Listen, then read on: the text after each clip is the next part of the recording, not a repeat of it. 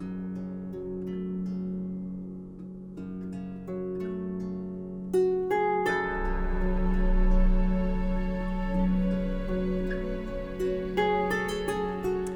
everyone, I am Jeff Spock, the lead writer and narrative director of Amplitude Studios, back with another focus video.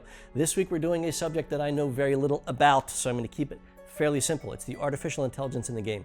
We've heard a lot about it, we've put a lot of effort into it, we know we still have work to do. Let me tell you a little bit about it.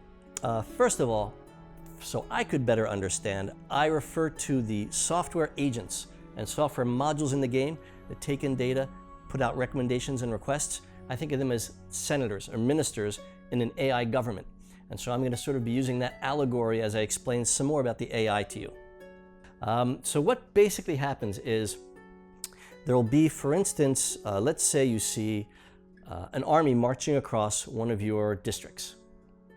As a human player, it's fairly straightforward.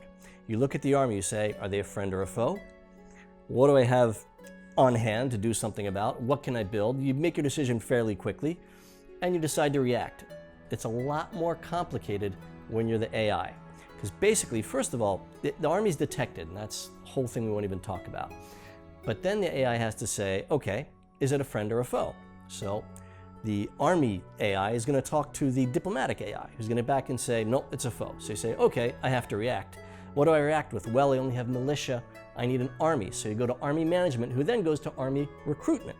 All these different little senators are talking to each other, trying to figure out what has to be done. Now what happens is we have a sort of bulletin board. It's sort of like a Twitter feed, except it actually has content. And the AI, the different ministers and senators will go to that feed. They'll post information, they'll pick up information, they'll talk to each other and balance out to decide who gets to do what the priorities are, and that sort of thing. So somebody will come back with some information from that and say, okay, we need to build an army unit. Well, then you have another minister who comes in who runs the army design. He has to figure out what he can do, what he can't do, what that unit that's crossing your territory looks like. If it's a flying unit, you might do something different than if it was just a melee unit. So he has to think about that, think about unit design, and then you go and you figure out, okay, we know what we need, but then you have a whole different thing and a whole other discussion goes on about how to react. Do I buy something in the marketplace? Do I trade with an ally for it? Do I build it myself? Let's say you decide, okay, at the end of the day, I'm going to build it myself. Well, then you have the whole city ministry that gets involved in it, saying, which city do I build it in? Do I move population from science or from dust to do more industry, to bring it out faster? What's the threat level? All these sorts of things have to be determined. And so finally, you actually manage to field an army. And the AI has had to go through all of these internal discussions to do that. But it's not over, because then you actually have to get this army from the city where it was built to wherever the threat is. And you don't just want to send it alone, because it'll probably get killed on the way by a wandering minor faction or by an enemy or something like that. So you actually have to call another little minister who's going to group the army together, make sure they can traverse the district or the whatever region of the map safely, get to the army, and then of course you have a battle. And then when the battle happens, you have a lot of other things, a lot of other ministers that are going to come in. There's going to be, you have to deploy the units, you have to think about healing them, do you buff them, do you attack with the units that could heal? All these sorts of decisions have to be made. And all that happens with just one army that was walking across one of your districts. So that gives you kind of an insight into the sort of complexity that we have to manage constantly in the background of the game while you're playing it. So I'd like to close up with some of the things we're working on, some of the improvements we're going to be making in the AI over the next weeks and months. Of course, there's always balancing and bug fixes, which is constant for any game project.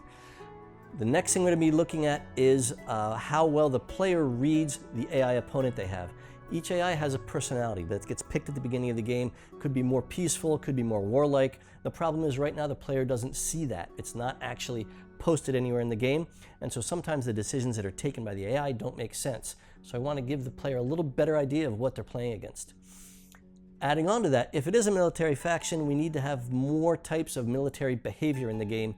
Right now it's fairly straightforward. We only have a few ways that the AI will handle the military and military expansion. We want to add some finesse to that, and the games that you guys are playing and the feedback we're getting helps an awful lot to make the AI more dangerous for you.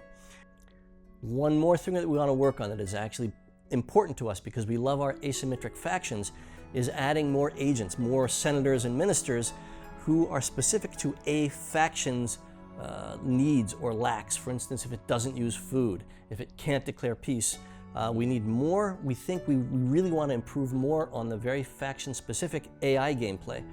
So that's an area we're going to be working on.